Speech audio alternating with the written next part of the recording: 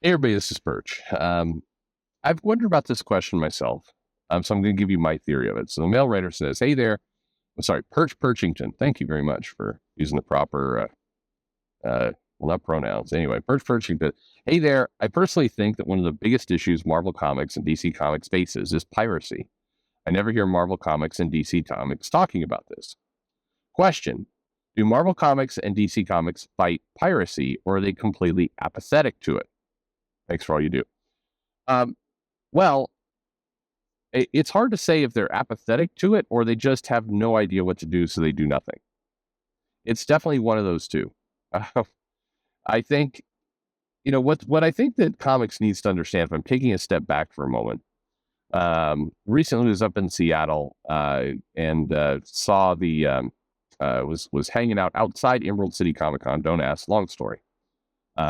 But the amount of people who were on tablets reading this kind of reading area, and they were reading from this Read Free Comics online site, and it was very kind of out. It was out there, and I've been to other cons where you know customers, fans talk to creators and are pretty open about the fact that they read all the comics via piracy.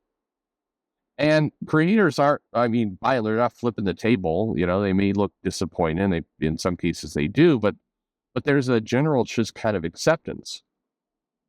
And I think I think that piracy has been allowed and has taken hold in comics without a great kind of viable alternative. And what I mean by that is, the music industry pivoted, realizing they couldn't combat piracy, by just telling people to stop, or I always think that Metallica, as that band is above because of Lars, is just a bitch. I always think that Lars is just a bitch because of how he acted around piracy. There's nothing like heavy metal, like, don't steal, it's not cool, my dude. It's like, okay, you know, you have, some of your songs are literally about lighting the world on fire, but okay, can't. I don't know. I've always thought Lars is a bitch. Maybe it's just me. I don't know. Do you guys feel this way? I have a hard time.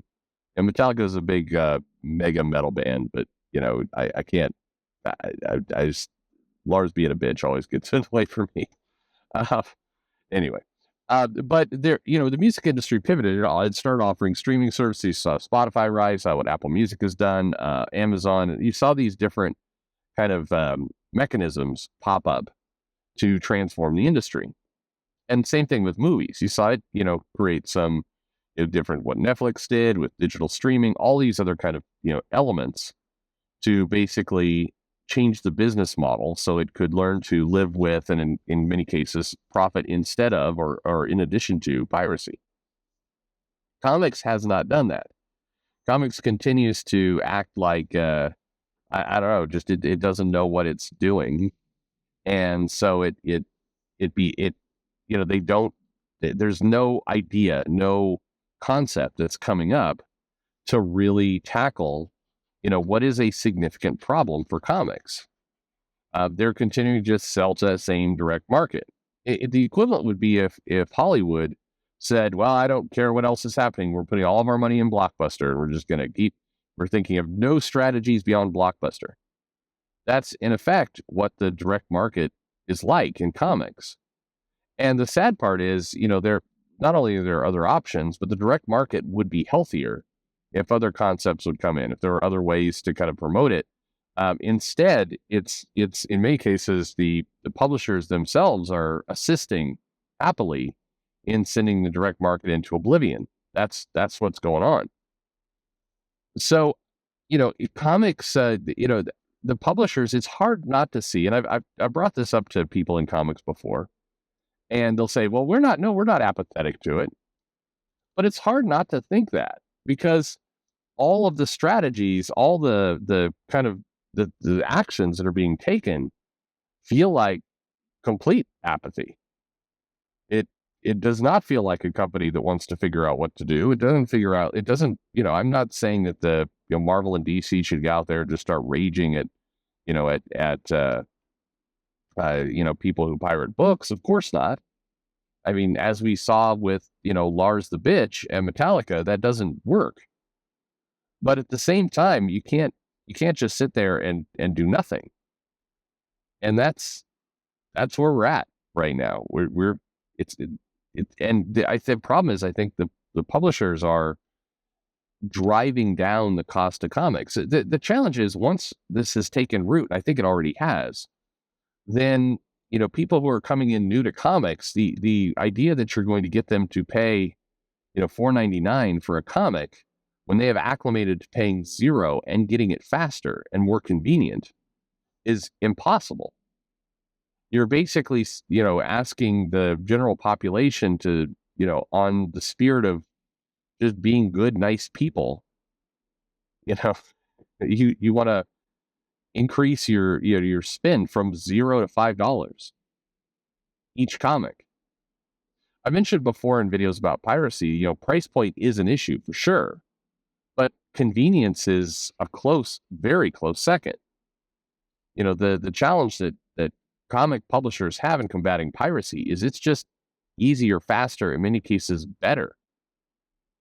Unless you're completely acclimated and you won't read digital no matter what, it's easier to pirate and cheaper and more cost effective. That's a really tough combo. So the question becomes, well, what can publishers do to stop it? Well, for one thing, as I said, they do need to think out a digital strategy. They desperately do. That's going to solve the convenience issue. They do need to lower back on price. They need to have a way to separate kind of the money they're getting from collectors, speculators, and the money they're getting from the mass population. They're going to have to figure out a way to kind of split and divide those two so they can make some progress. That's really the only option, a lot of these companies have. But they have to work hard at this. It's not going to naturally fix itself. As I've talked to people in comics, there's often this, at some point the government's going to crack down. And, I wish that the providers, meaning the AT&T or Wi-Fi providers, others, would block these sites. If your strategy is waiting for these sites to just get blocked, you are going to fail. It's not going to happen. There's too many ways around it. I think there was a moment in time where comics needed to fix this, and I think that moment in time was probably 2012 to 2015. It was there. They need to rise their business along with the rise of tablets and technology and other things, but they didn't. And so now you have a generation. I mean, here's a kind of a crazy thought. You see all these posts and videos and commentary about how the new generation, the kids, that they're all into manga. And if you go to the bookstores, you see a lot of anecdotal evidence that that's true. You see plenty of books on shelves. You see, book scan sales are high. You see strong Amazon list. You see mangas everywhere as a product to sell everywhere. But what if there actually are a lot of people reading comic books? They're just not paying for them.